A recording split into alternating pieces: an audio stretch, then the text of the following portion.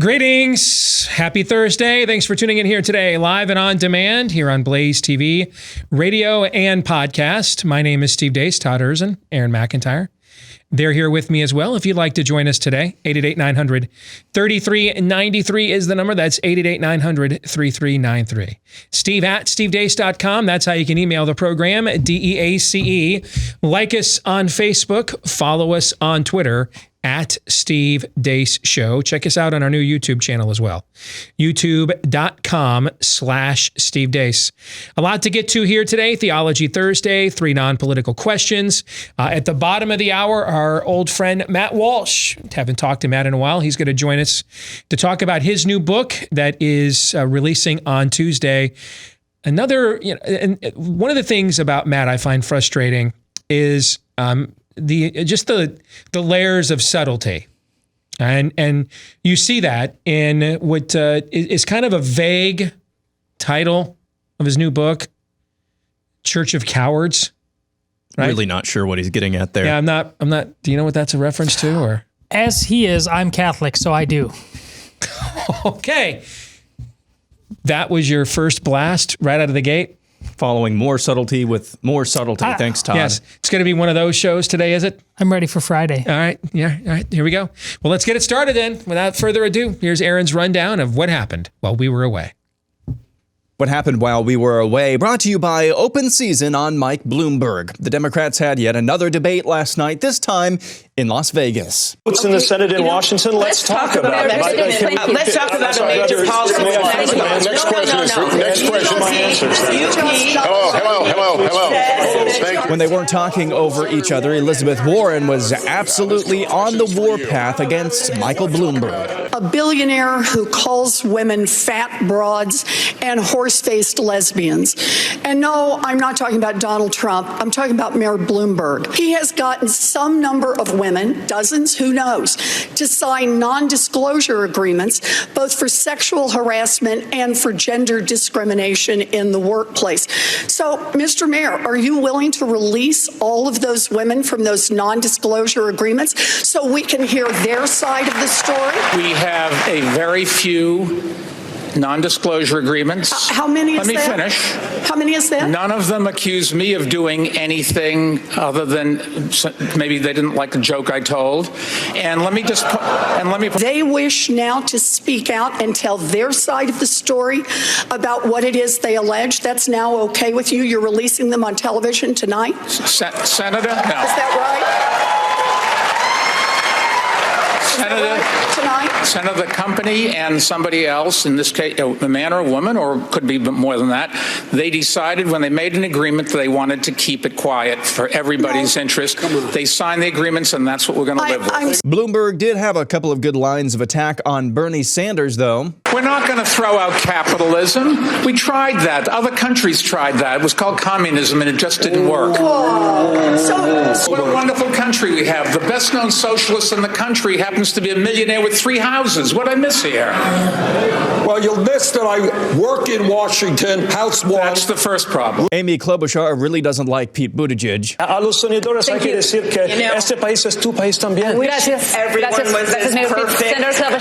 I wish everyone was as perfect as you, Pete. And Pete Buttigieg attacked Bernie Sanders' supporters. Leadership is also about how you motivate people to treat other people. I think you have to accept some responsibility and ask yourself what it is about your campaign in particular that seems to be motivating this behavior more than others. And that's all you really need to know about last night's debate. CNN's Van Jones gave his customary warning to Democrats afterwards. So Bernie versus Bloomberg. I think whatever happens tonight, what you're seeing is that there's a judgment on this party. And, frankly, one of the people I had the most hope in is you, because you had a different set of ideas. But the people should be looking in the mirror in this party to figure out what is going on here, because really we should have other choices than just these two outsiders. And MSNBC's Jason Johnson had a pretty good line regarding Mike Bloomberg. This probably was the most expensive night in Vegas I've ever seen. He lost everything. This guy has spent $320 million. He had the opportunity to really stand on stage and appear to be an equal with everybody else, and he looked bored.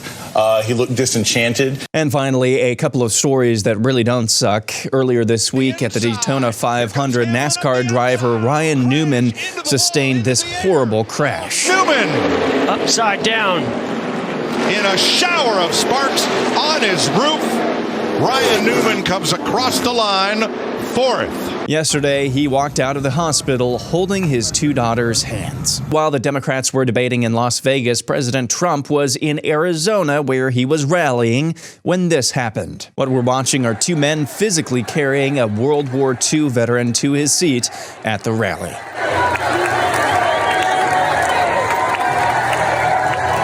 And that's what happened while we were away. Aaron's montage brought to you by Keeps, which knows a thing or two about what sucks, like that debate last night would be one thing, as well as losing your hair. But you know what doesn't suck? Keeping your hair without ever having to leave your couch. So that's why if you're losing your hair, you got to know Keeps. They offer the generic versions of the only two FDA-approved hair loss products. That means they're the real deal, but the generic versions are going to save you a fortune. So here's how it works. It's pretty simple. Just answer a few online questions, snap a few pics of your hair, and a doctor will review everything and recommend the right FDA-approved hair loss treatment for you. And then it is shipped discreetly to your door. And you're probably wondering, does it work? Well, yes, for most men. In fact, a majority of those who try this, about 2/3, even experience hair regrowth thanks to Keeps. So if you want to finally win the battle against the receding hairline, go to keeps.com/grow to get your first order for half off. 50% off, half off your first order at keeps.com/grow. Yep, half off at keeps.com/grow. So let's get to what happened last night. And exactly what we predicted on this show Elizabeth Warren would do, she did. She did the full-blown Chris Christie taking out Marco Rubio in New Hampshire, Roger Ailes and my Fox News contributorship be damned, kamikaze run on Rubio. She did that to Michael Bloomberg last night. And that 2-minute clip, when you watch the full 2 minutes of it, I'm a bit of a debate junkie. I can't watch the Democratic debates live in real time. It's too much toxic sludge. I can't ingest it. So I always follow them online. And that's really what matters anyway, for me in the Democratic primary debate. I'm not the target audience. I'm not the target demo. So my own opinion of what's happening is really irrelevant to me in this particular matter. I'm more interested in what the target demo's reaction is to it, because they're going to tell me more about what it means than what I think. Too often in conservative media, we tell you what we think it means when the other side messages and talks, but we're not the audience. So what really matters is what the intended audience thinks. And over the years, I've watched as many of these as I can. I watch the old ones on C-SPAN when they run. Probably the greatest viral beatdown of all time was the vice presidential debate in 1988, when Senator Lloyd Bentsen looked at Dan Quayle and said, hey, I knew Jack Kennedy. Jack Kennedy was a friend of mine. Senator, you're no Jack Kennedy. And you saw the blood drain from Dan Quayle's face in real time. If we had Twitter in 1988, that kind of moment might have changed, who knows, the outcome of the entire election. But we didn't have it back then. And so the people that watched were really caught up in it, and you talked about it at your water cooler, but it had no lasting power.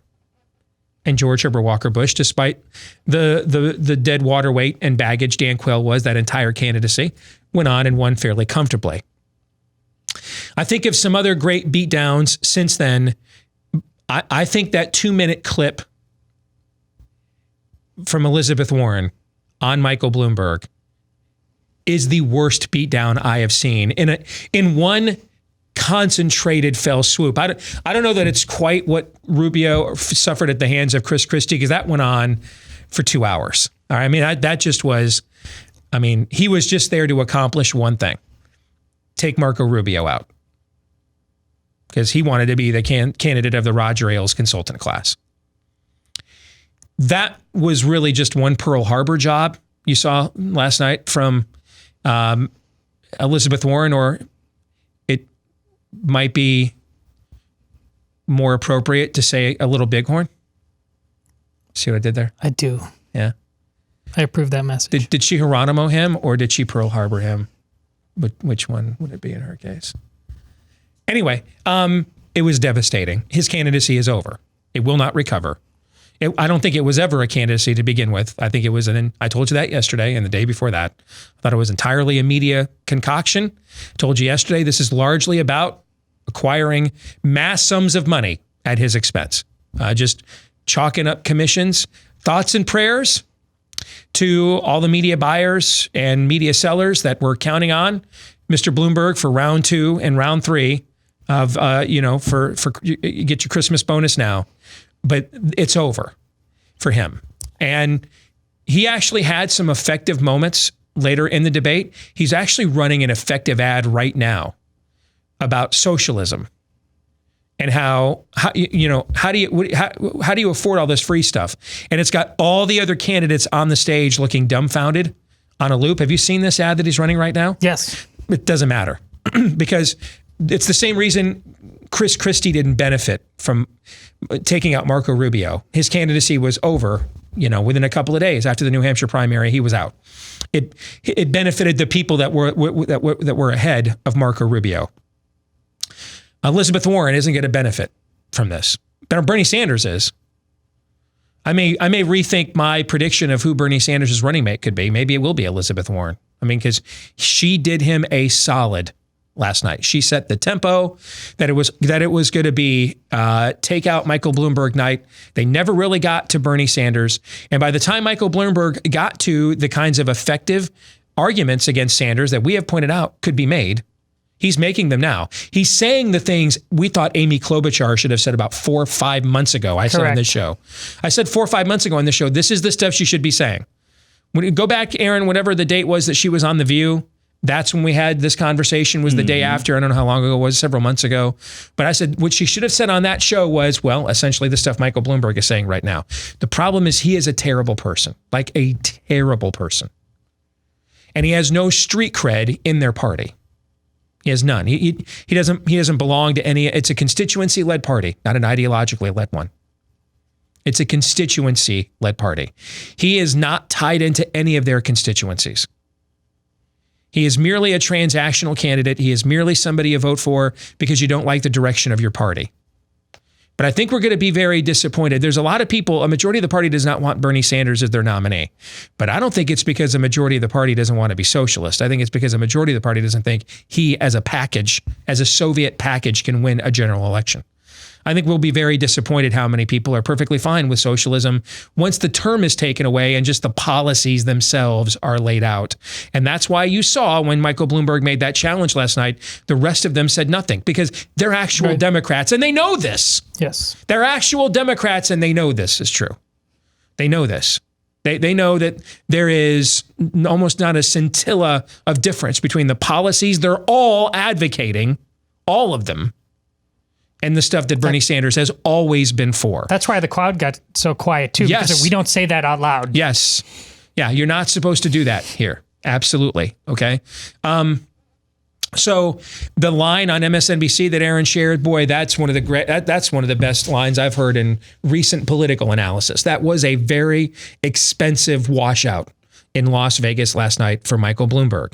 I think my big picture takeaway, and we can get to more things if you want, gentlemen, I think it's 80% minimum odds Bernie Sanders is the nominee. 80% minimum. And I think the only two things standing in his way are whether his health holds up and whether they just decide that losing to Trump again is so unseemly, so I can't even, that they're going to risk wrecking their party generationally by taking the guy who has more popularity with the next generation of Democrats than all of the rest of them combined and screwing him in broad daylight. Now, I don't believe there's much of a chance they'll do that. I don't. I think there's much higher odds a guy that's already had a heart attack and is pushing 80 and gets as worked up as Bernie Sanders does. I think there's much higher odds we just get up one day when it looks like he's coasting to the nomination and he has another health scare, and now you start asking yourself, can he actually fulfill a candidacy? I think there's a much higher odd of that, much higher. And of my 20%, it would be mostly that. Mostly that. I think that they tried doing this in Iowa and it backfired on them immeasurably. I am convinced they tried to screw him. I do think they had some legitimate snafus there in the attempt to screw him. I think were legitimate snafus. All right, they did 2 vote counts. He won by over 6,000 votes, and then they tried to say that he lost by almost 4 points. And then every time they did the count, he got closer and closer and closer. And now the only difference between him and Pete Buttigieg is essentially a pack of Sandra Flex condoms. That's the only difference. All right, so they tried screwing him. It became a national story. They got laughed out of the process. I don't believe, with the numbers he's polling and pulling amongst the next generation of Democratic voters who are all pretty much socialists openly, I don't believe they're going to risk that form of a generational rift, because it would play out in Milwaukee in a way that now you don't just lose to Donald Trump, but you turn Donald Trump into Richard Nixon 72. I mean, you have him just decimate you, because you've divided now your own party. And the same thing works on the other side. I've talked about this on the Republican side for years. When you feel like the Republican Party screwed you, and you feel like a Republican in particular screwed you, I've always used the example of Rick Santorum in the 2008 Senate election. Rick Santorum suffered, or was it 06, Todd? It was 06. He suffered the worst defeat by an incumbent U.S. senator, not under indictment or scandal, I think in American history.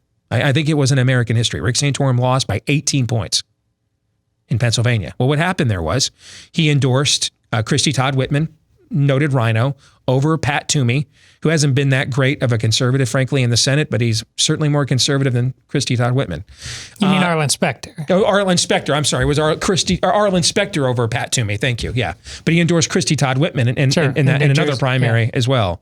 Now, I think maybe that people were going to let that one go because she was once a sitting governor. But then when he came in over the top for Arlen Specter, you're right about that. Thanks for correcting me. When he came in over the top for Arlen Specter over Pat Toomey, and then it was already going to be pretty obvious he wasn't going to win. That's when the second layer of your base just decides you're not going to win anyway. Why waste my vote when I can send you a message? So since I know you're going to lose, I'll just sit this one out and we'll send a message, and the horse you rode in on is the message. And that's how you lose by 18 points as an incumbent senator in a state where you've been winning statewide for a decade. That's how that happens.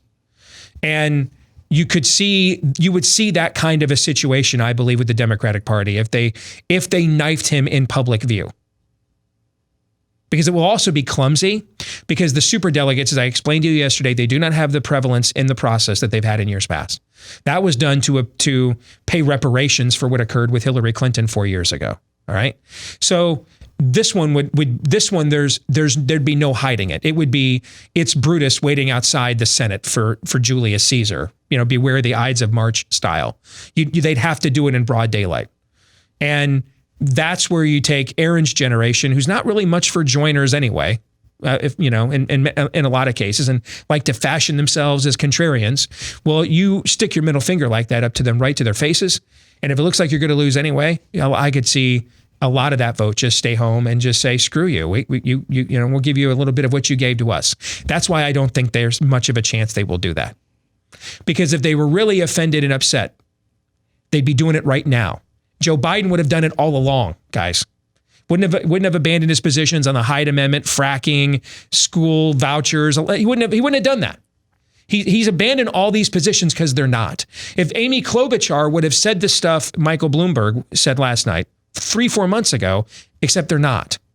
All right? They're not offended at it. And that's the other reason why, in the midst of a generational changeover, what's their issue with Alexandria Ocasio-Cortez and Rashida Tlaib and the squad? It's not too honest. Yeah, it's not where they're at on the issues. It's the fact they speak out. That's the issue. It's not where they're at on the issues. That's why I think there's very little chance of this. I think this is a largely conservative media pipe dream. Like, this is our new Tulsi Gabbard. Okay? They're going to screw Bernie as our new Tulsi Gabbard. No, they're not. Nope. So I think like 90% of my 20% is Bernie Sanders as an 80-year-old man with who's a very high strung and just had a heart attack like 2.5 months ago or whatever it was, health-wise, physically can't hold up. Barring that, he is inevitable.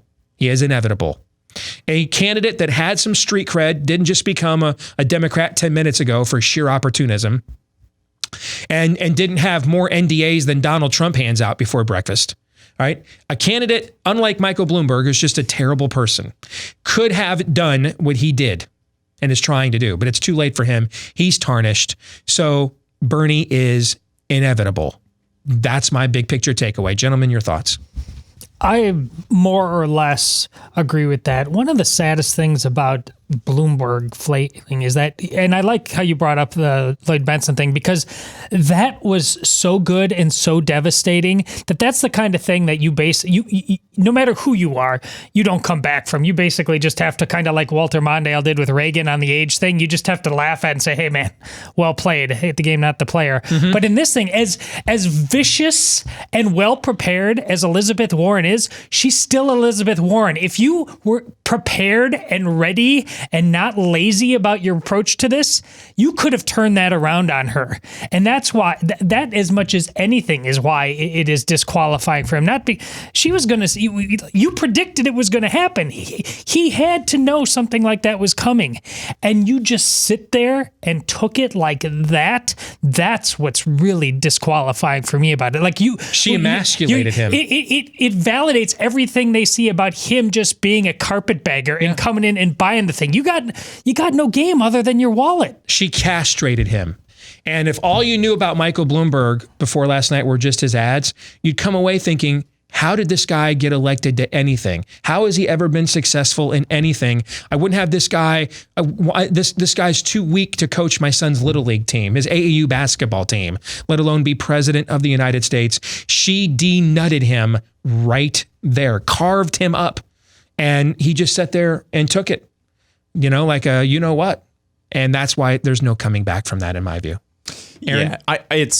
Yeah, there were several laugh out loud moments, at least for me, last night when it comes to Michael Bloomberg, and it was I just don't understand from a big picture human perspective. You have to have worked really hard to get all that wealth. And then you spend it all, $320 million, something like that, dollars up to this point in the campaign. And you have to know what it takes. You think you have to know what it takes to really cut it on a big stage at a high level like that. And you come out and you just, the thing that stood out to me, he's just standing there, like you said, taking it. Yep. And the blinking like, well, what is going on? I don't understand how a human being gets to that point at all. It's like I can't want you to win more than you do, because there's a million ways you can come back. Well, Elizabeth Warren, that's rich for you to say. You just had campaign workers in this state just quit on you, alleging racism, all exactly. this thing. Yep. You could come back with something like that, but it's just, these were contracts that were entered into in a consensual manner, and we're just going to have to leave it at that. What the heck was that? What a complete and total mangina. Exactly. That's just not a man, guys. He might have a penis. He might have the right chromosomes. That's not a man.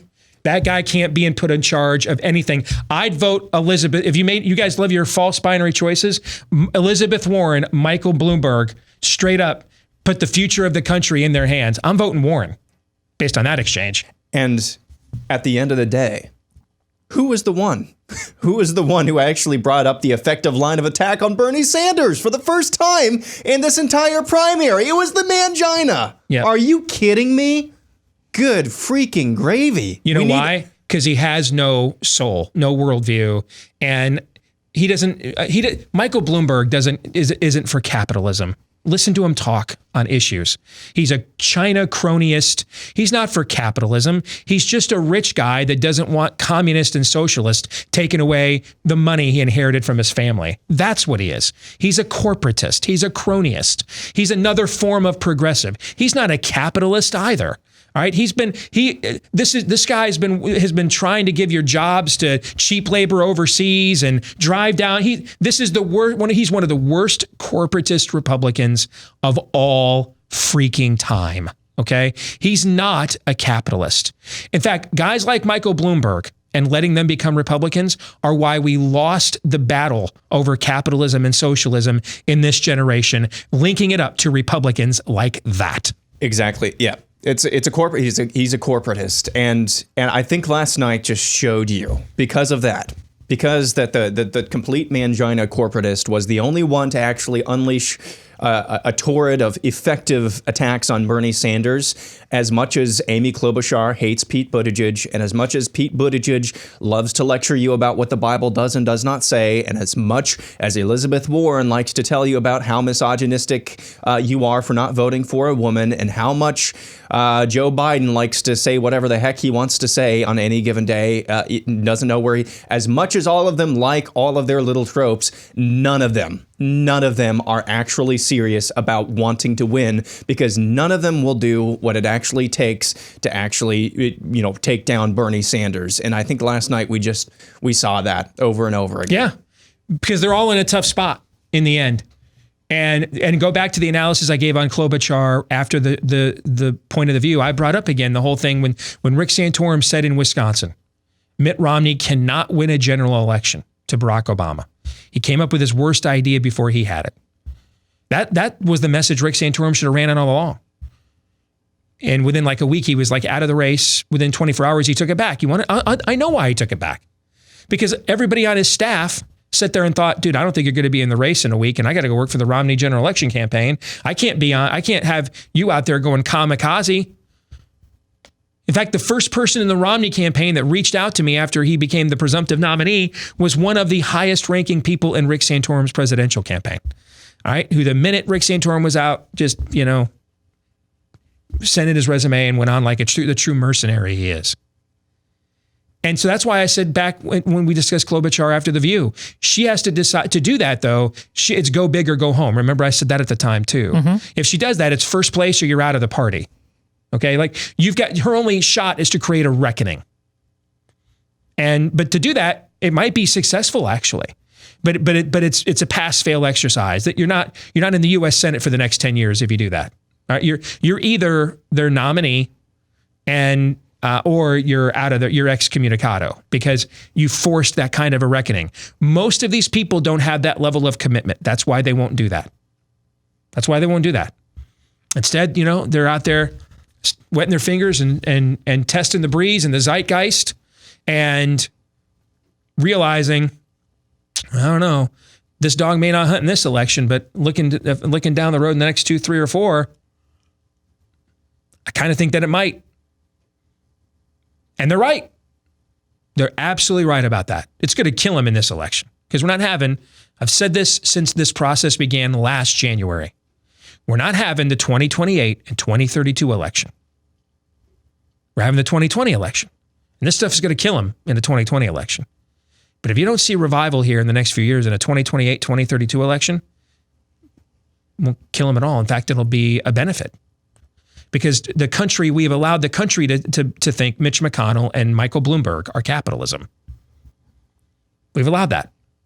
And so if that's capitalism, because the one thing everybody hates, unless they're the ones getting the actual check, are freaking corporatists, man. Everybody hates them. Hates them. Some of it's not legit. That's why we have a commandment against covetousness, right? But some of it is. Because these people, they're the biggest grifters of them all, far more than the single mom welfare queen in the hood, okay? Michael Bloomberg's buddies have shaken you down far more than all the welfare queens in America ever have. I promise you that. And so since you've sent the signal to America that we've allowed that to be the face of capitalism in the Republican Party, the day is coming. It's not yet here, but it soon will arrive. When Van Jones will not be complaining that they're nominating a candidate like Bernie Sanders, but grateful that they are.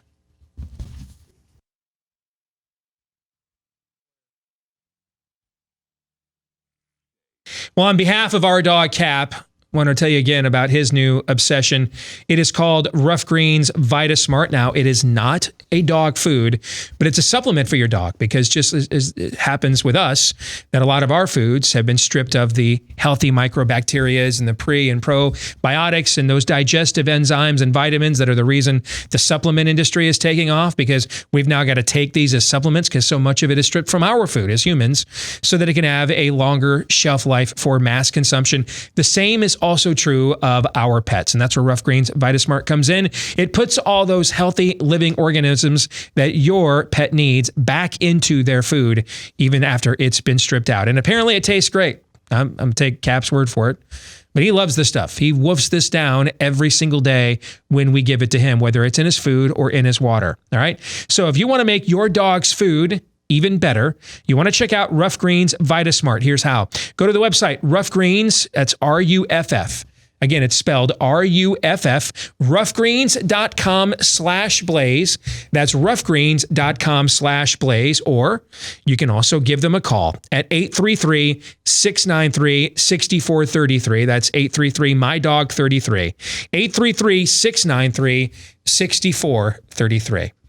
The name of the book, and it releases, I believe, Tuesday. Yes, on Tuesday. Church of Cowards, from our old friend Matt Walsh over at the Daily Wire. Matt, it's good to have you back here on the Steve Deace Show, brother. How you been? Doing well. How about you? Could be a little bit better, but I could be a lot worse, if you know what I'm saying. All right. So I got to tell you, I know that you really strive for nuance and subtlety. The title here, it seems vague to me, what you're going for, Matt, with Church of Cowards. Can you kind of define for us exactly what it is, who it is you're hitting at here? And yes, note the sarcasm. Yes. Yeah, I was afraid my point wasn't clear enough in the title. So I'm glad you gave me the chance to explain that. Well, I mean, it is of course, jokes aside, it's supposed to be pretty clear that when I talk about a Church of Cowards, I think that cowardice and complacency, apathy, a lack of authenticity, these are the things that are plaguing the church in America. When I say the church, I mean Christianity as a whole in America. And also when I talk about that, as I go into in the book, it's not just about the church leaders, although they do come in my book, they come in for quite a lot of criticism that is well-deserved, I think. But it's not just about the leaders. It's also about the just normal people in the pews, you and I, that I think also we need to look in the mirror and see some of this stuff within ourselves as well. One of the things I have said to audiences I've spoken to and with over the years is that if you believe ultimately in the sovereignty of God, then corporately, on a cultural level, you have to accept that you have as much evil as you are willing to tolerate. That you're willing to tolerate, 3,000 children being executed every single day. And until the church has decided it doesn't want to tolerate it anymore, like the church didn't want to tolerate racism anymore in the 50s and the 60s with the civil rights movement, until the church has decided that it doesn't want to tolerate certain ills, those things will be permitted. And I think that kind of speaks to the cowardice and complacency that you're addressing there. What are your thoughts on that? Yeah, I absolutely agree. I think that we're very used to, whether it's in the church or just as Americans as a whole, we look around at the culture and we say, how did things get this way? It's so terrible. And we feel like victims. But of course, we have to realize that if we really were going to not tolerate it, if we really decided we didn't want things to be this way, they wouldn't be this way. And they are this way because this is what we want. And I realize when I say we, it's a general we, doesn't apply necessarily to everyone. But I mean, you bring up the babies being killed every day, a million babies approximately a year being killed through abortion. And of course, many of us, myself, yourself, and pro-lifers, we're very opposed to it. Hopefully we're actually doing things to not just speak out about it, but to contribute to the pro-life cause. But I think even with us, we have to stop and think, well, we're really doing enough. I mean, are we as angry about this as we should be? Are we treating this the way we should be treating it? Or have we even sort of fallen into complacency and accepted it as normal? And I think that we have. So that is, again, that's what it's about. It's about facing as I said, facing that within ourselves. Where's the wake-up call then come from? What gets us out of our complacency? Well, I think it has to, the wake-up call has to begin with all of us, listening to what we're saying and realizing that it also includes us. I mean, most of what I talk about in Church of Cowards, I think that, the average conservative, certainly the average conservative Christian will agree with. I don't think that there's a lot in there that they're going to necessarily disagree with. So it's not really about telling you something that you didn't know. It's about confronting these realities and then and realizing that we're a part of it. One of my great frustrations when it comes to complacency within the church is when it comes to statism, progressivism, socialism, whatever name du jour we want to use today. Because I think one of the errors that the church in America is making is seeing these things as rival political ideologies or economic theories and philosophies. And, we don't want to become, political partisans in the church. We want to have a more transcendent conversation, which, on a meta level, I agree with, except that's not what these items are. I think they're competing religiosities. And if you look at the millennial, that's your generation, the generation behind it, that are all in for socialism, it's not because they're staring outside of their serf class hut outside Moscow and seeing the bread lines there in St. Petersburg Square, and suddenly, that the Bolshevik mantras seem a little bit more attractive because the Romanovs suck. No, these are highly educated, very, in terms of human precedent, spoiled generations there that don't see that level of suffering. I think this is religious fervor. The idea that what Chesterton said, when the government removes the God, the government will become the God.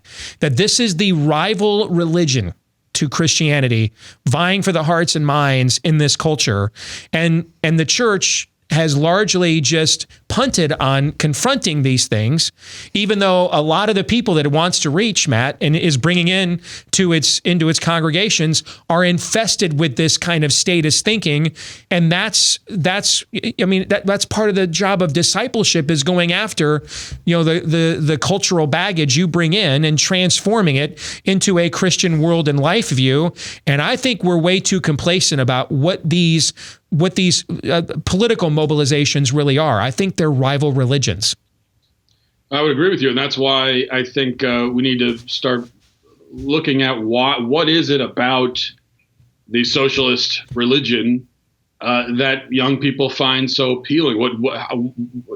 Someone like Bernie Sanders, he's making his case in a certain way. Well, how is he making that case, and why is it appealing? And I think we have to go beyond the normal sort of thing and say, millennials are a bunch of idiots and they're all entitled, and that's the reason. I mean, many of us are idiots and we are entitled, but there is more to it than that. And if that's as far as our analysis is going to go, then we're going to lose. We're going to lose the entire generation. So what are some of the things that the socialists are doing? Well, I think one is they're making a moral argument. Mm-hmm. Okay, they are making the moral argument for everything. They don't make practical arguments. They don't make economic arguments. That's one major misnomer here, is we think that this is an economic system and that they're appealing to people on an economic level. Not at all. That's not. Bernie Sanders doesn't do that at all. That's why he can't explain his plans or what he wants to do or how any of it's going to work, because that's not the point. His point is, this is wrong. You've got people that are drowning in debt, and you've got the working class, and they're suffering, and yada, yada, yada, yada. He gives this whole spiel. He says this is wrong. It's morally wrong, and so we just have to fix it. Now, I disagree with his solutions, such as they are, but and often I disagree with the things that he says are morally wrong. I think he's wrong on that sometimes too. But at least he's talking about the moral aspect of it, and I think that needs to be part of the response from conservatives. And also, the other thing is, socialism is an all-encompassing sort of thing, and it requires something of you. It requires sacrifices. Yeah. Now, with a caveat, of course. I mean, most of the sacrifices it's like requiring other people to make those sacrifices, like billionaires. But again, socialists are at least talking about things like sacrifice, and conservatives don't want to talk about that because we're afraid we're going to scare people away. So sacrifice and morality, I think, are the keys. I've been warning our audience as well that the arguments we've traditionally made over the years against these sorts of statist schemes have all been materialistic. Like the argument against Obamacare 10 years ago was we cannot afford it. Well, what if we were running budgets that were balanced like we did at the end of the Clinton administration in the late 90s, and we technically could afford it? Would that mean forcing nuns to pay for abortions and your birth control? Would that through Obamacare? Would it be okay then because we can afford it now? And that the problem with those kinds of arguments is when the other side is arguing meta and you're arguing material, eventually they're going to start saying things like they're saying now, which is it doesn't matter what it costs. These are injustices that must be addressed. If you would have gone back 160 years ago to the Christian abolitionist movement and gone into the churches that were preaching abolition and said to them, hey, it sounds great freeing the slaves and all, but you understand that, unskilled, unpaid labor keeps the cost of goods and services cheap and helps the American economy grow. You suddenly start treating all of these people as employees deserving of a living wage. You're going to pay more to correct that injustice. Are you sure you want to pay more when you go to the general store for your goods and services because now we're shelling out living wages to employees in a competitive market?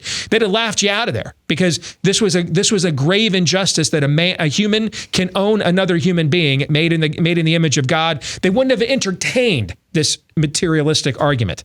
That fervor is now, you see this in the next generation in people like Ocasio-Cortez, for example. They're making these kinds of arguments now, which is it doesn't matter what it costs. We spend how much money to invade Afghanistan every week, and yet we can't give a single mom health care. And if we're going to come back with, what's the stock, market doing and what's the inflation rate and quantitative easing, we're going to lose your generation with those kinds of arguments for answers. What are your thoughts? Yeah, absolutely. And it's irrelevant to the moral question. Even if it was relevant, the fact is that people don't really care that much. So it's not moving people. I think this is a big misconception people have that voters go to the ballot box thinking mostly about their wallets, and that's what really motivates people. I disagree. I think most people actually aren't thinking about that. I think they're thinking about deeper things like what is right, what's the right thing. That's what motivates people. And the other problem is there's a double-edged sword, because when we try to make the utilitarian, as you say, materialistic argument against socialism or against student loan forgiveness or whatever, and we say, well, that's the reason why we can't do it. Well, then they can take that and use it against us on, quote, our issues, like something like abortion. And they can say, well, if we get rid of abortion, you're going to have all of these so-called unwanted children out on the streets, unemployment, and so on and so on. And, of course, our response to that is, even if it's true, it's completely irrelevant. Who cares? The fact is you can't kill people. That's our point. End of discussion. And so I totally agree with you. Final question I want to ask you, and take as much time. I've got about 3 or 4 minutes here. If to any clergy that are in this audience right now, what would you like to say to them about your book and why they want to read it? Because ultimately, that's where a lot of the leadership that you want has to come from. It has to come from the people that hold the kinds of leadership positions in the church and are supposed to be shepherding the flock. What would you say to them? What I would say is if there's one thing I'd want them to take away from the book, I guess it's don't be afraid of scaring people away, of scaring people out of the pews, because maybe you will. The thing is, if you get up there and you speak the truth and you engage on these issues and you engage with the culture and you really try to fight the spiritual battle, you are. The initial impact is that it's going to thin the herd a little bit. Some people are going to be scared. They're not going to come back. But here's the thing: those people, they're not really Christian anyway. They're just there taking up space. So maybe that's not such a bad thing. If they're in the beginning, there's a little bit of a purge, of a self purge of people saying, oh, I didn't sign up for this. I didn't want this. A pruning. And then they decide not to come back. At least then they will know where they stand, and they'll have to confront who they are and what they really believe. And then once we're at that point, now we know what our nucleus is, what our core is as Christians, and we could start building from there. Matt Walsh from the Daily Wire. Check out his new book. It is called Church of Cowards, and it releases on Tuesday. You can pre-order it right now over at Amazon.com. If you just go there and search for either the title of the book, there's a copy of the cover if you're watching on Blaze TV, or search for his name as well. Always good to see you, brother. Thanks for joining us here today on Blaze TV, radio and podcast. Thanks a lot, Steve. Appreciate it. You bet. Gentlemen, you have any thoughts on the conversation we just had with Matt Walsh? That last part is everything. About the pruning? Yes, it's everything. This is why I say the excommunications must continue until morale improves. You're not doing anybody a favor. Of course, this is a hospital for sinners, but it's how welcoming in people. What happens if people refuse the treatment? But once they're there, then that's a different conversation. You're not doing anybody favors, even either the ones specifically trying to promote a sin or everybody else there who's going along and gets kind of the drip about what's really at stake here. There's got to be a tension in the Protestant world. The am I really saved notion of things, which is less a thing in Catholicism. Eternal security, right? But you need to be thinking about that question, and there needs to be a tension about the possibility of you getting kicked out that door, because you need to think a little bit more deeply about what this thing is, who God is, what his sovereignty is, or your place under that. And all too often, and this is why I joked with you earlier about that, why this is, as a Catholic, I understand this is a church of cowards. That tension is almost never, ever there. And that's a gigantic problem. There's a reason why Dietrich Bonhoeffer wrote the book, The Cost of Discipleship, when he did. 1937 as the rise. And I know whatever that law, Poe's law. Godwin's law. There you go. Which we're about to break. Which, yeah. But it's appropriate. I don't mean to break this. Oh, no. Yes. No, I'm going there. I mean, there's a reason why he wrote that up against the backdrop of the rise of the Nazi regime, because he saw in his culture cheap grace abounding. And that's what we have in our culture right now. It's cheap grace. And you talked about discipleship earlier, that we're all sinners, but part of this journey of discipleship is remolding and reforming your mind into a biblical world view, how you see the world, not just having the right answers and the right saying things with the right tone all of the time. It is a hard road, and that hard road turns off a lot of people.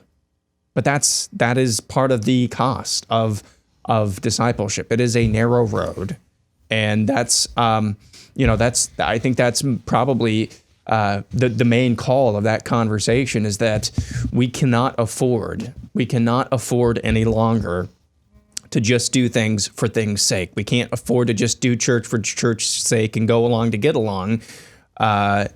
Discipleship, at the end of the day, is a very costly and hard thing, because it is a narrow road, and that's what we're called to.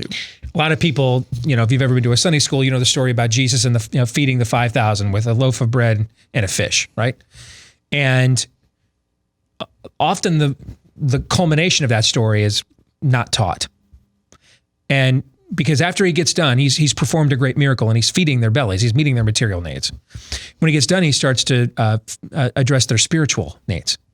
And he says, now, if anybody comes after me, you have to eat of my flesh and drink of my blood. All right, he's speaking metaphorically about the sacrament of communion, is what he's talking about. And also literally in a sense that you have to follow in his footsteps and be willing to suffer for this. And people get up and leave, offended at what he's saying. He doesn't chase after any of those people. Instead, he turns to the people who stay and looks at them and says, hey, are you going to leave me now too? And there it is. And there's the model you're talking about. And it's not practiced by the vast majority of Christian churches in America. Theology Thursday is next.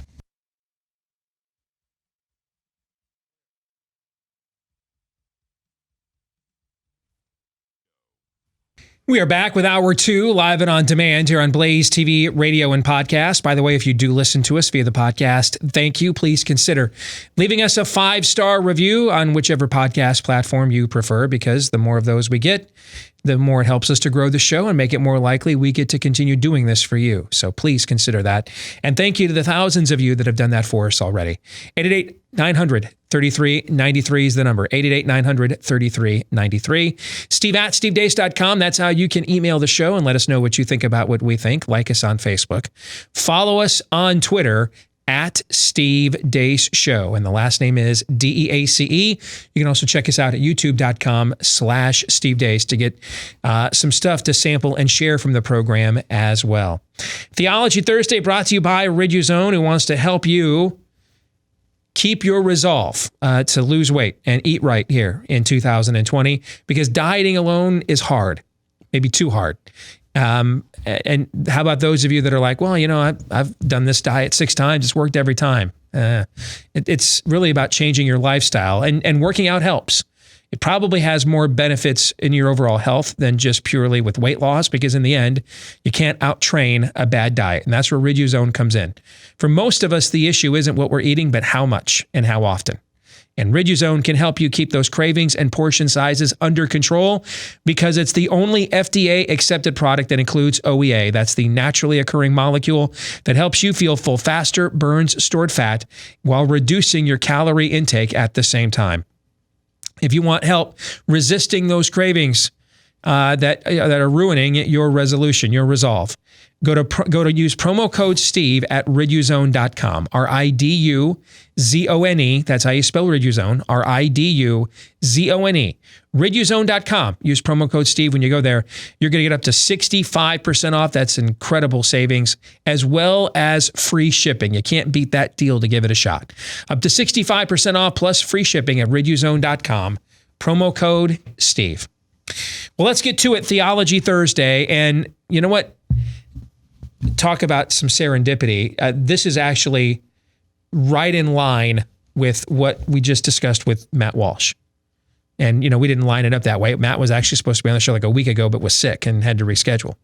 So it just so happens that he's on today. And it just so happens that the topic we're going to do in Theology Thursday really gets to the cost of discipleship. So for those of you that don't recall, we're doing a series here to start off 2020 on Theology Thursday, where my wife and I are taking a Bible study class that's like seminary 101 grade level. You can actually get seminary credit for taking it at church. And we're taking it on Tuesday nights. And part of this is each week we have to write a paper that's about 2 to 3 pages, responding to one of the essay questions at the end of that particular week's reading, okay? And we're into the book of Acts with this week's conversation. And one of the things you see in the book of Acts is you see repeated what the cost of discipleship is. So for Theology Thursday this week, we're going to answer this question. The book of Acts is also the story of the early church during its first few decades of ministry. What were some of the problems that confronted the early church? How did it deal with those problems? And what lessons can be learned to help the 21st century church? That's right in line with what we were just discussing with Matt Walsh. Completely. So I want to do this in a way that specifically talks about the church in America and here in the West, because that's the situation that we all live in every day and know the best. All right. Some of this are things we've talked about before, but I think they bear repeating to contextualize this conversation. If you look at current demographic trends, there are better odds that you will become a believer if you're born in Beijing as opposed to Boston, Manila instead of New York City. Muhammad has been the most popular new baby name for boys in London several years running now.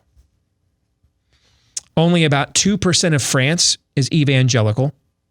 And throughout Europe, the great cathedrals of old, many of them Catholic, are either mostly deserted or being converted into mosques in real time. Now, here's why that's noteworthy in our part of the world. Because it's been over an eon since Christianity was not the dominant driving cultural force in the West. Now, did I say the only one? No. This isn't the celestial kingdom, okay? We are human beings with were double-minded, were tempted, were distracted, and so were the other eras in which the church was the driving force in the culture. They struggled with hypocrisy and sin and turning away and backsliding just as we do. I mean, the Church of England was started because Henry VIII couldn't get another annulment from the Pope. And then the Pope wouldn't to Catherine of Aragon, and he wouldn't grant him an outright divorce either, because that would risk excommunication. And the annulment, they'd been married for too long for an annulment. They clearly had consummated the marriage. He was upset that he wanted a younger bride and he couldn't get a male heir. Pope wouldn't give it to him. So he just, we're a long way from a Catholic monk named Martin Luther at a Catholic seminary nailing his theses to the door to have a theological debate. We're a long way away from that. We're not having a theological debate at all. Okay? This is just a guy who's power mad and he wants what he wants. And he doesn't want any authority on earth higher than him telling him that he can't have it. And that's where the Church of England came from. It's known as the Anglican Church today. That's its origin. You ever were taught the Lord's Prayer? And yet when you read in the Gospels, when the disciples say, Jesus, teach us how to pray, and he gives them the Lord's Prayer, the line, for thine is the kingdom, the power, and the glory forever and ever, amen. You notice that's not in there. That's a doxology that Henry VIII added. He added that. He liked it. That was his 2 Corinthians. He added that in. That's where it comes from. Because, he's a king and he liked the idea of power and glory forever and ever. That's a major branch of Christianity. So it shouldn't shock you to learn that the second greatest nonfiction bestseller of all time is a book called Pilgrim's Progress. And it was written by a guy named John Bunyan, who was a pastor in the Anglican Church, in the Church of England. Except another king was running the show then and wanted to certify, wanted to supervise what could be taught from the pulpits, what parts of the Bible could be preached, or whether it could be preached at all. And you needed a license. You needed a license from the state to preach. And Pastor Bunyan said, I don't do the church of state. I belong to the Church of Jesus Christ. So I'm going to give you the same answer that they gave in the book of Acts. They gave to Nero and Domitian or Diocletian and Caligula when they tried this. No. I'm going to give you the same answer they gave him in the book of Acts. No, I'm not going to do that. So they threw him in prison. And I think it was he's there for 15 or 16 years. And over the course of that time, using whatever elements like rocks existed in the cell, he wrote the original manuscript for Pilgrim's Progress on the walls of this prison cell.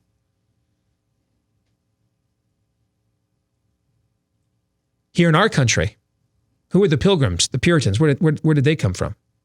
I mean, we are a country first settled by those inspired by Christianity.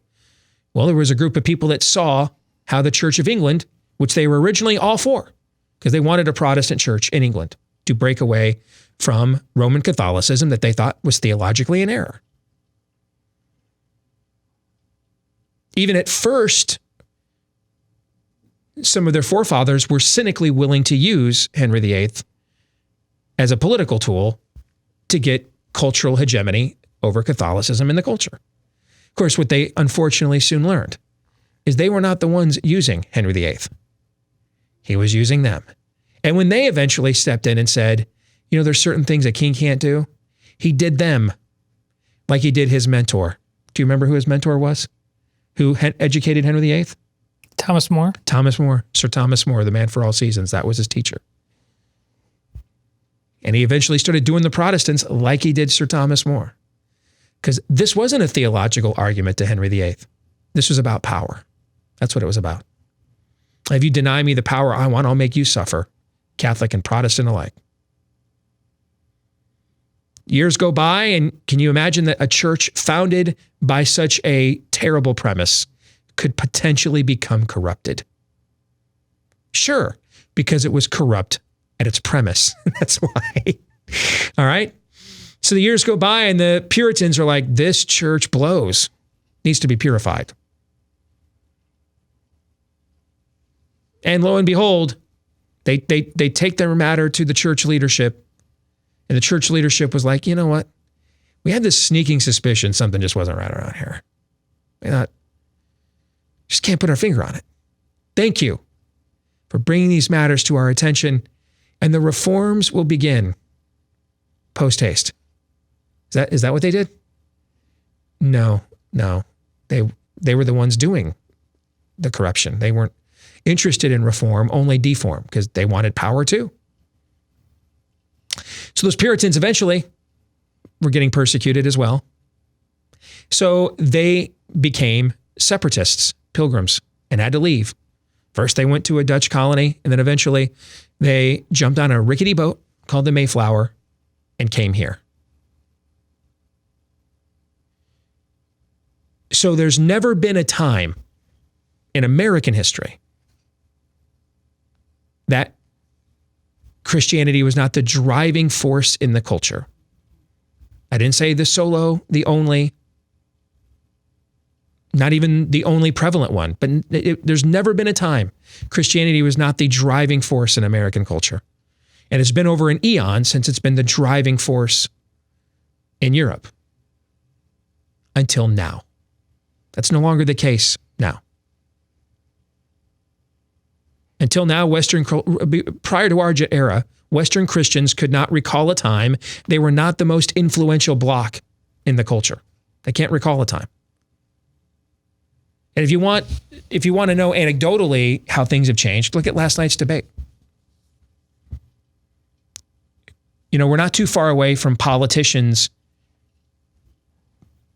claiming they were for the things that the Bible says are righteous, while not really being so, but thinking they needed to say these things in order to get elected, right? Right. And why would they need to say those things even if they didn't believe them to get elected? Why?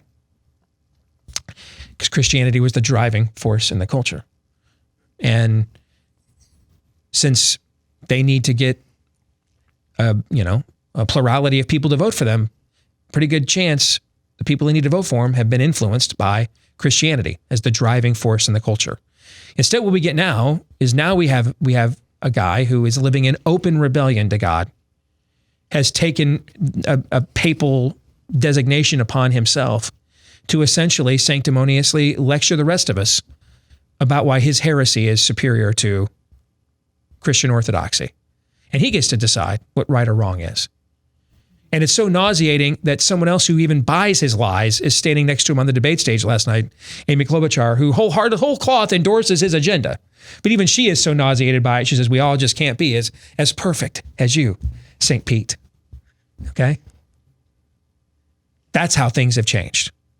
It used to be they came to church on Sunday, said their Bible verses, and had their peccadillos on the side in the red light district under the cover of darkness. Now their peccadillos are the platform they run on. And they preach to you. That's what it looks like. When you hear terms, you live in a post-Christian culture. What does that look like? That's what it looks like. Where we take advantage, the enemy takes advantage of a culture that has been so dumbed down on its heritage that it actually takes its relics now and its pillars, retcons them as his own, and clubs you over the head with them. That's what's going on now.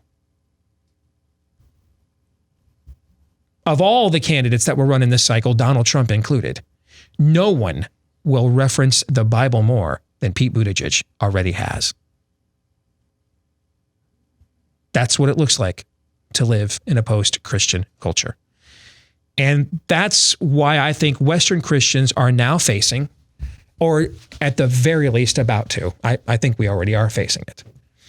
But we're actually facing what has really been quite common in the history of of our faith. It's not common to us in the West, but everywhere else in the world right now and up until the West, this was very common.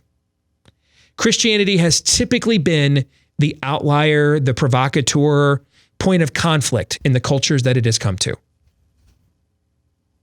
We'll get to this later on when we can bring it up because it comes up in Acts as well. One of the things you learn in Acts is what happens when Paul goes to Ephesus. This is a culture that is so mired in paganism. When I talk about paganism, progressivism, socialism, statism, that these aren't economic theories. These are not alternative or opposing political ideologies, but they are the rival religion. They're branches of the same rival religion. This is what you see encountered in Acts when Paul arrives at a place like Ephesus in Asia Minor, modern day Turkey. This is a place that is so mired and steeped in its paganism, it is fused with the local economy. It's its socioeconomic status, like what Bernie Sanders is preaching. That was the worship of Artemis or Diana.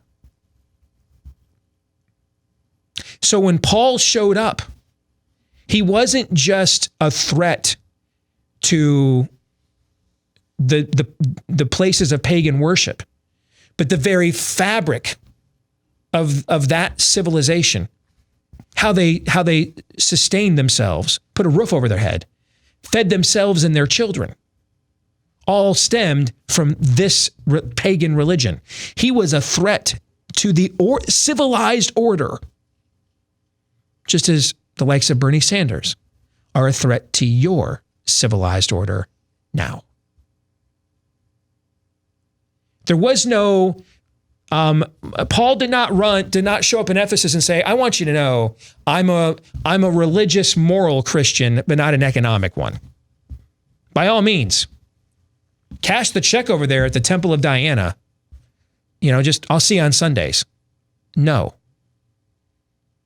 That he understood what he represented was an alternative, was urban renewal. That these cultures could not coexist. One would last and one would not. He understood this. And he had all the marks of suffering throughout the book of Acts, all the marks of suffering to prove it. But just like his predecessor apostles, Peter and John, when they go to the temple to preach and perform miracles, and the religious authority who doesn't believe Yeshua of Nazareth was the Messiah, let alone that he rose again from the dead, when they bring in these uneducated Jewish men who now suddenly speak with power and authority because they have the Holy Spirit, they have them beaten for daring to defy their earthly authority. And it says in the book of Acts, they counted it joy to suffer for the name. That they took that to mean the fact that the world lashed out at them. They took those lashes to mean they were in the center of God's will, that they were doing what they were called to do. This is what the Lord put them here for.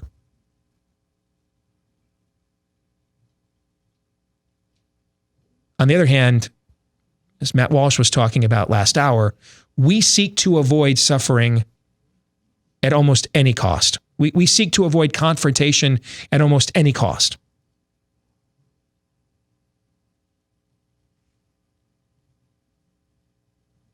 It's funny.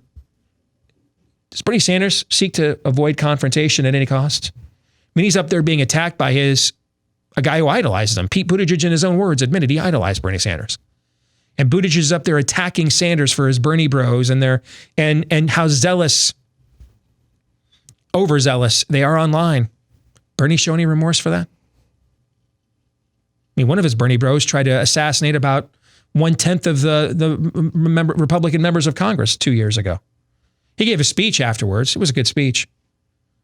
Has he shown a lot of remorse in the last 2 years about the behavior of his most zealous followers? No. Nope. And he just let Pete Buttigieg talk. And then when it was his turn, he just gave out his talking points like, It wasn't like Pete Buttigieg ever said anything about it. Didn't care. So you're losing to them because they're pushing the conflict and they're not afraid of it. They're okay with losing. We're not okay with losing. Somebody sent me a note a few minutes ago. Matthew Shuddock, I think was his name.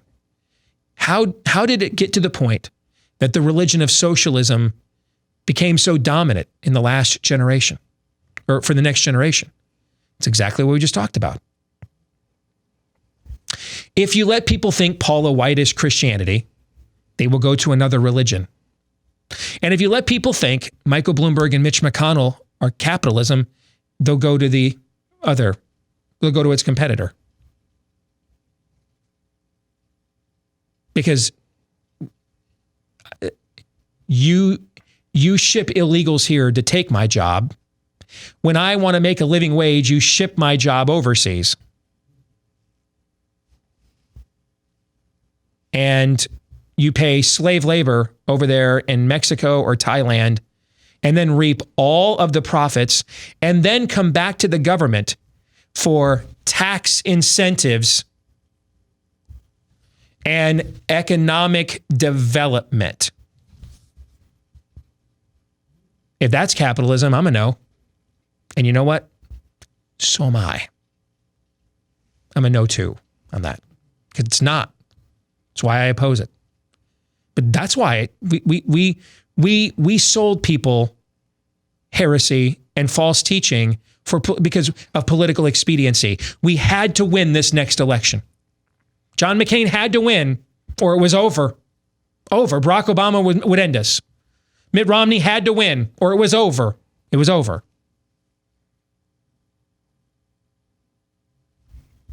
We had to suspend free market principles to save the free market or the country was over. See, we whatever will avoid suffering, we go for. So our focus is always the very next election. Enjoy 2020. It'll be fun. They'll nominate a socialist. He'll likely get massacred. Well, they'll nominate an open, honest one. And you'll probably club him with arguments all from the wrong premise that will then set the stage for your defeat in the years to come. Mark my words. Because you're not going to attack it on a moral basis or the theological one that it's really about. You're going to attack it on, why would we switch now? Look at the unemployment rate. Look at consumer confidence. All utilitarian arguments. And what's utilitarianism about? Whatever causes the most amount of good for the least amount of suffering is in and of itself good. No standard other than that.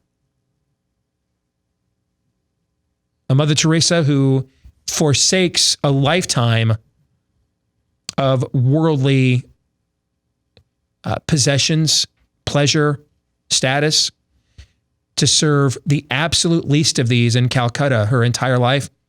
That's a language we don't speak here in the West. We don't speak that language. The enemy's camp has decided, hey, you guys don't want to use that language anymore? We'll take it. I mean, we've been trying to take it from you, but you guys are just going to hand it to us? Cool. And we'll teach Aaron's generation utopianism. We'll teach them themes like redemption and salvation and sanctification. And it'll be for Mother Earth, of course. But if you don't want those things, the enemy's like, man, I thought this was going to be like a real terrible battle. Like I was going to have to get in the knockdown, drag out fight,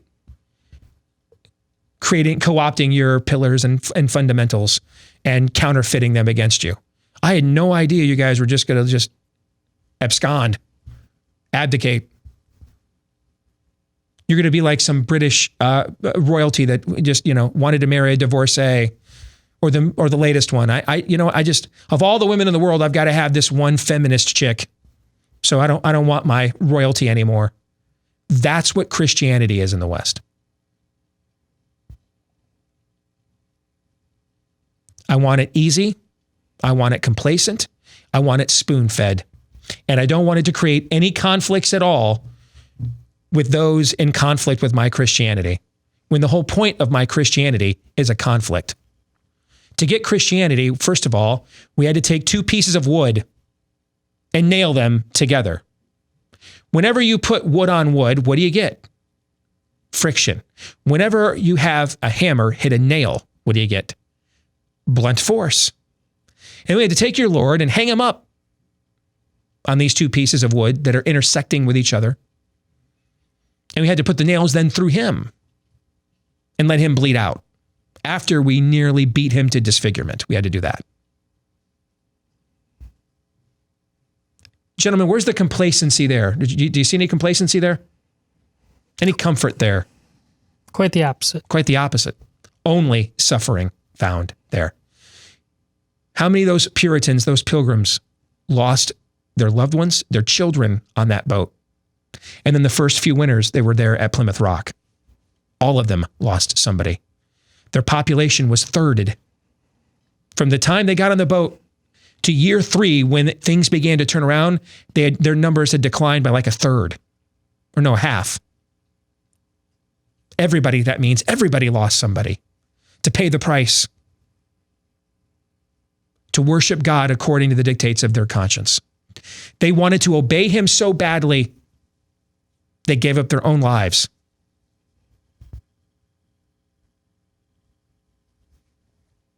All of that is just really foreign to us. No, we are the church whose fathers sit on their hands when their daughters have opportunities taken away from them out there on the state track meet. That's the church that we are. We are the church that either brings in the fake partisan voter guides from Ralph Reed's scam, or no voter guides at all. That's the church that we are. And that's why evil's on the march.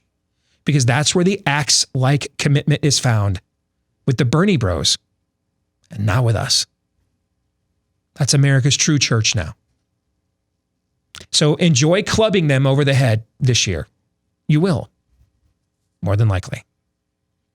But understand, the clock is ticking.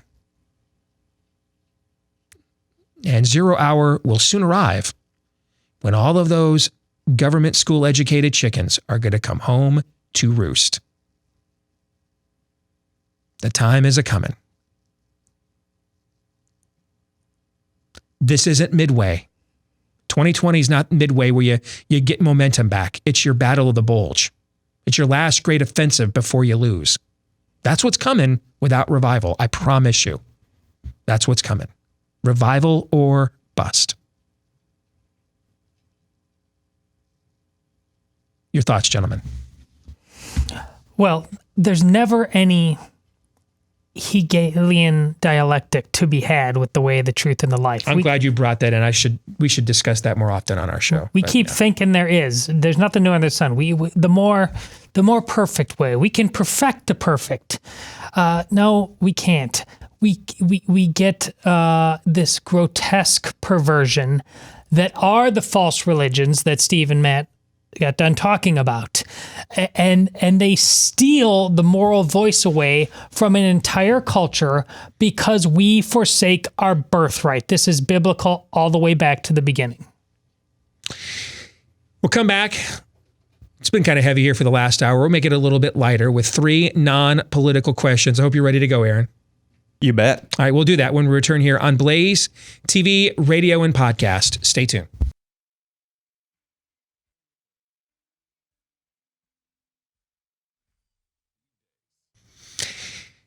Don't let what happened to Deborah happen to you.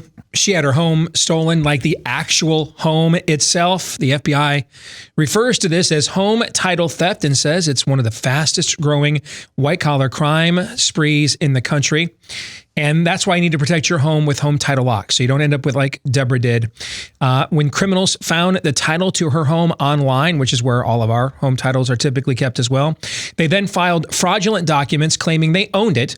And it gets even worse. She ended up getting evicted from her home, losing out on $85,000 in equity that she had built into that investment over the years. Now gone.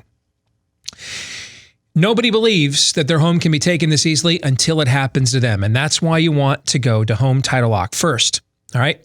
Understand, your insurance, your bank can't protect you. Home Title Lock will.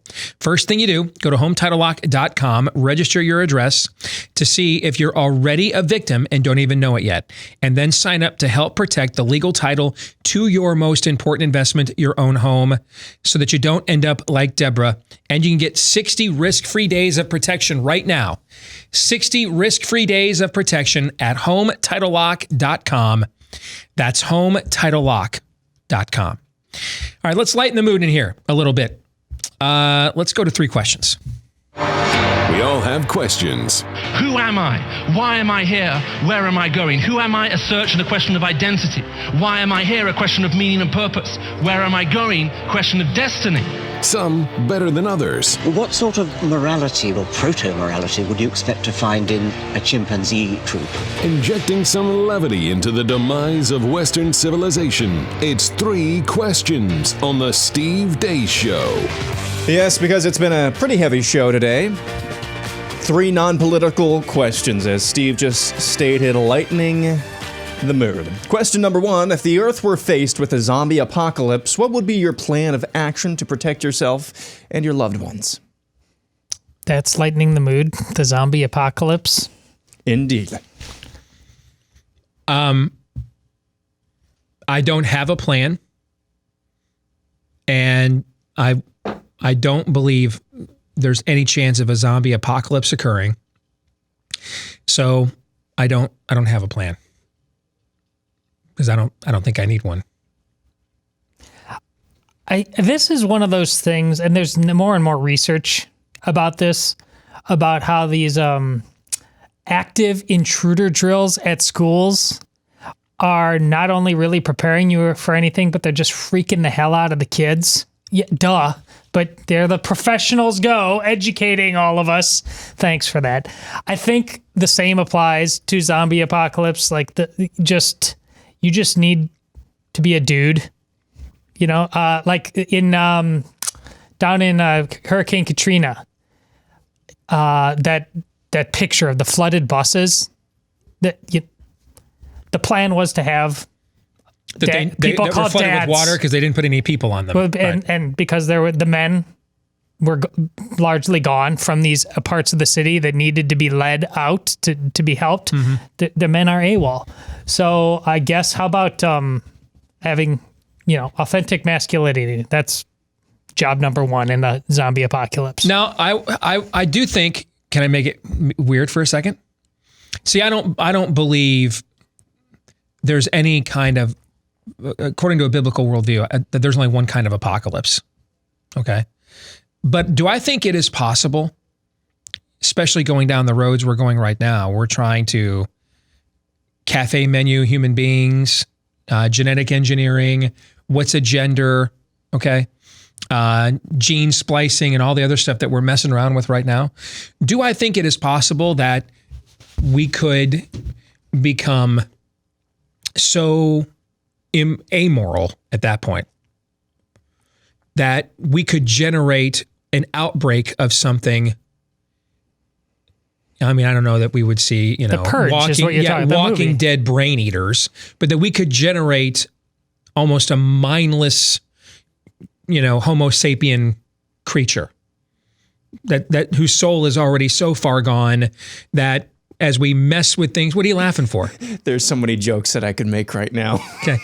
But as we tinker with things, like we don't really know, for example, a lot of the psychotropic drugs we brought to market over the years didn't spend the years and years and years getting clinical trials other drugs did.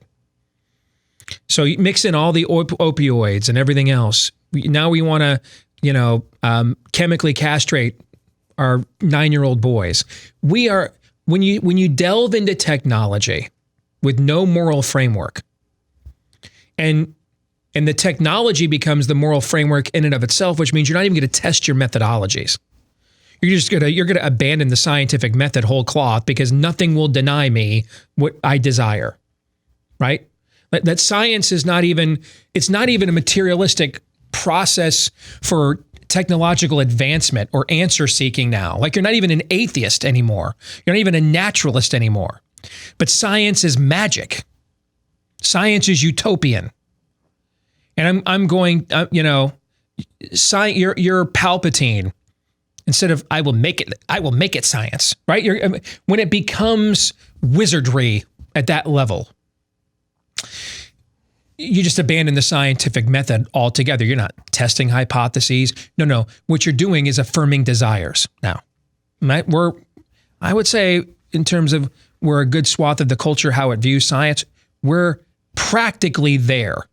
And we're only limited by what the current technology affords us to indulge. You see where I'm going with this? Oh, completely. Don't pull your punches. Yeah, I think that level of tinkering could create a mutation that would just essentially be mindless beings who see others as, zombies are a metaphor. The idea that other human beings exist they're a metaphor for the notion that other human beings only exist for my satiation, have no other purpose other than, soylent green as people. Could we, utilitarian wise, we already, have a movement along those lines in our culture already. Do I think we could technologically devolve to create such a mutation within our own species? Well, I don't know. We want to chemically castrate 5-year-old boys. We have 11-year-old boys cross-dress, doing lap dances and are drag queens on Good Morning America. I don't think we're too far away from such a notion of creating that kind of an outbreak. I think that's possible. Yeah, I do. I think if you want to open Abaddon up and see what's inside the pit, and that's where you're getting your science from, okay? If you're getting it from Abaddon, then yeah, I could see, who knows what vileness comes out of that Pandora's box. And so if that sort of outbreak were to occur, I like your answer. And I'm going to find the authentic masculinity that owns the most weapons. And I'm going to make him my buddy. Yeah. We're talking about pathologies writ large, social pathologies that there's, again, it's like I said about the Hegelian dialect. There's no negotiating. There's no midway. There's no coming together. This is Aragorn. Offer them no mercy, for none will be shown to you. There was a really good movie. I'd have to go back and see it again, but it had Jeff Bridges and Kiefer Sutherland. And it was like the first movie before you knew who she was of Sandra Bullock. Sandra Bullock is Kiefer Sutherland's girlfriend, and she gets abducted and murdered by Jeff Bridges' character. And the premise is, early in the movie, Jeff Bridges is like this college professor, egghead smart. He's in middle age, but somebody fell into a river, and everybody's going, somebody save him, a boy or something like that. And he jumps in and saves him and is made to be the hero. But he discovers about himself that he did not do it out of any sense of right and wrong. There was always a Hannibal Lecter quality about him. And he realized that he just kind of did it because people told him to do it. So he started testing his theory about if he had any urges at all, and he went in reverse. Mm-hmm. So he abducted her, and he found he could do anything. It didn't matter. He was not bugged by anything.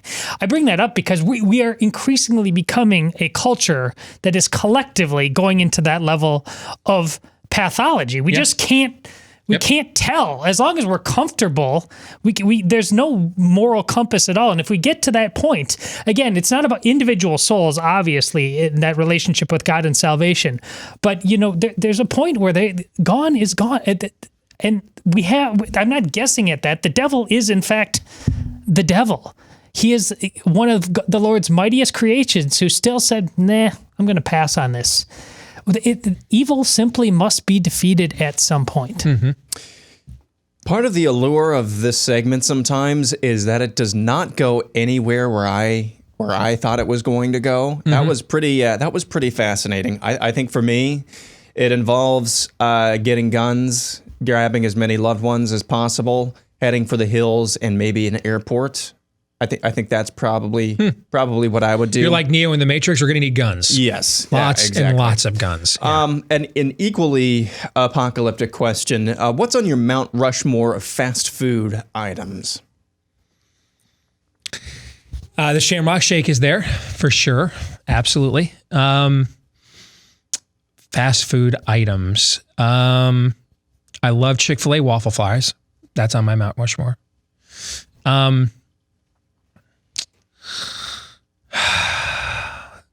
This one is hard to narrow down. But Chick-fil-A waffle fries are there because there's got to be a fry. It's them and McDonald's are the two best fries.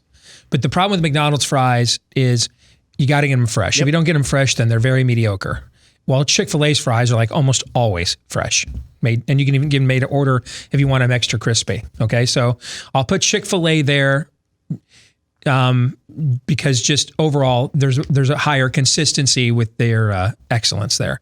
The Shamrock Shake, McDonald's gets a spot anyway with the Shamrock Shake, so they get a spot there. I'm going to go with an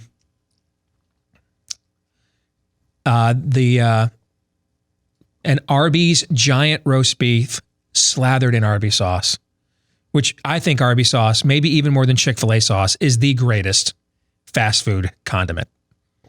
I think Arby's sauce is incredible. And we're not counting like pizza joints as fast food, right? No. Okay. And then I think the best fast food burger is actually Hardee's Carl's Jr. has the best ones. Why are they always left off the list? I know, highest quality meat. Burger joints. Yeah, so one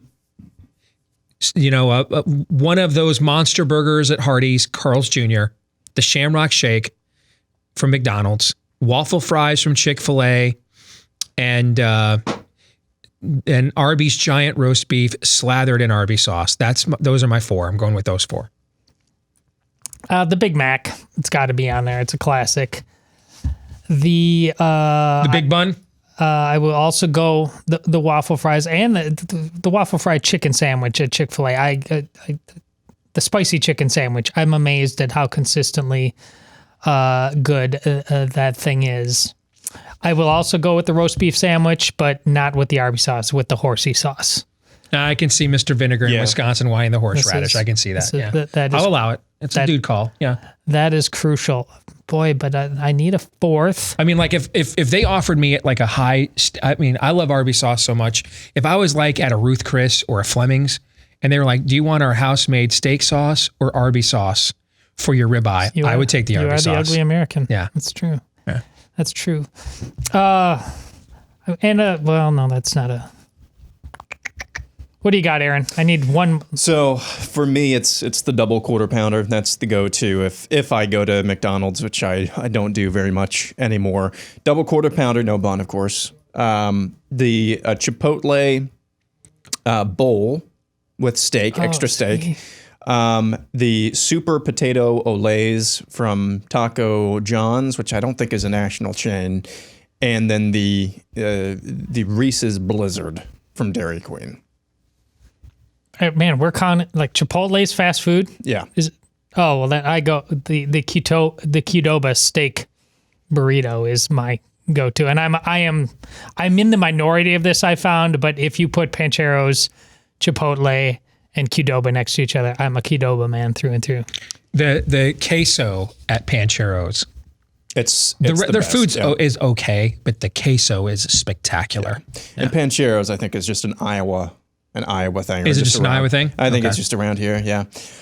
Question 3, what's one thing you absolutely wish to do or accomplish before you die? Am I supposed to Jesus juke people? Is this, You can do that if you would like. It's your show. You've been talking a lot. I'll cut you some slack. You know what I would love to do? I'm gonna make it earthy. I would love to have take a Madden cruiser for one season to every Michigan football game. That would be really cool to do. Yeah. Home and away. And do it in a year. Now, technically, I don't believe Michigan plays Ohio State anymore. Psychologically, I've just had to. I have to give in. Okay, I can't handle it. 15 years. is enough. We'll see. Okay. No, there is no C. I've already got tickets, man. IMAX. Todd is adamant that you're going to watch this. You guys should know me better than this. When the door is shut, it is closed. I will be at the IMAX here in town to see Kong versus Godzilla the Saturday after Thanksgiving. Mark my words. I will not be watching that game. But for the sake of this exercise, I would, if I got the chance to do it, I'd pick a year when we played Ohio State on the road, just because I've always wanted to know, is it really as vile and hostile there to Michigan fans as Michigan urban legend claims? Okay. So I'd pick a year where the Michigan-Ohio State game was at the Shoe, just so I could see what that full experience was like from the visitor's perspective. Although, I don't know, if this continues, they might actually start showing us sympathy at this point. But I think I would do something like that. Or, if I could have an alternative, it would be to become the head of the DC cinematic universe. There you go. That's my answer to a lot of these kinds of questions. Let's go down a masochistic road. But yes, I still would like to serve a term in Congress, just to see, right? Because I really You're dying to see if you could stand up to the forces at work there. I'm confident I could stand up to it, only because I'm old enough now and I've had enough of trials where you had to find out if you could or not, and you did. But I want to just be the fly on the wall and watching. We make assumptions about what it must be, and most of our assumptions are right from that general level of human nature. But to really see up close how it plays out, it's a sick fascination I have. But yes, I like it. Yeah, I like it a lot. Yeah. Yeah. I think for me, just a general goal, I would like to do a road trip in another country. I already like driving across this country. I mean, that's a lot of fun to me. Part of my personality is the anticipation is my favorite part. The anticipation of football season is my favorite part. I love football season, but just looking forward to stuff. So I love the journey getting there. And I think it would add an extra layer of fascination and fun to do it in another country. And difficulty as well, of course. But I think that would be really fun. That's it for 3 questions. That's pretty much it for the show today, right? The movie, our listeners got The Vanishing. Oh, okay. You know, I went on a date in college with that movie. I thought it was terrible. Maybe I need to watch it again. It might have just been I didn't think my date liked me. That might have ruined the movie experience. That'll do it. Yeah. It might, the premise, I've never forgotten the premise, so that stuck with me. We're going to stick around and do some overtime for our Blaze TV subscribers, and we're going to listen to some of the crazy voices in our head. To know what we're talking about, blazetv.com/Deace when that gets posted later today. blazetv.com/Deace. For the rest of you, we are back at it again tomorrow, noon to 2 Eastern here on Blaze TV Radio and podcast right after Glenn Beck. Until then, John 3:17.